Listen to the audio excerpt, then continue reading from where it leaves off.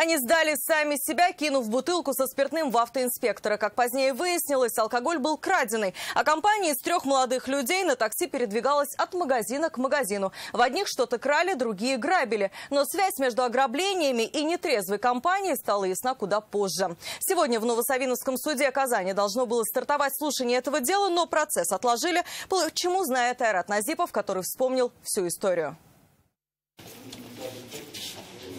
На скамье подсудимых 4 человека, 1 девушка и 3 парней. Все, за исключением обвиняемых, находятся под стражей. В суде молодые люди вели себя спокойно, чего не скажешь об их поведении во время задержания на улице Чуйкова.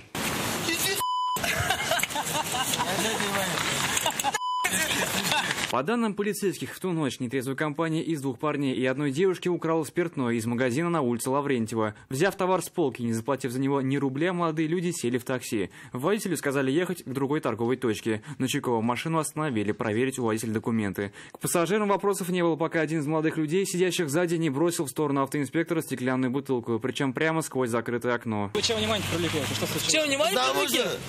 Пьяный очень. Потому что крадем. Потому что крадем. Что украли? Что украли? Микрофон.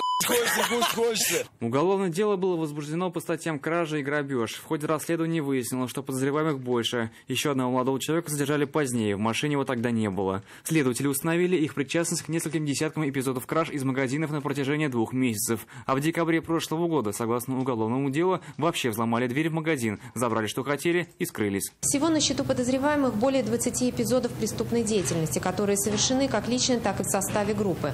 В основном они похищали алкогольную продукцию, иногда забирали продукты. Сумма причиненного материального ущерба организациям превышает 105 тысяч рублей.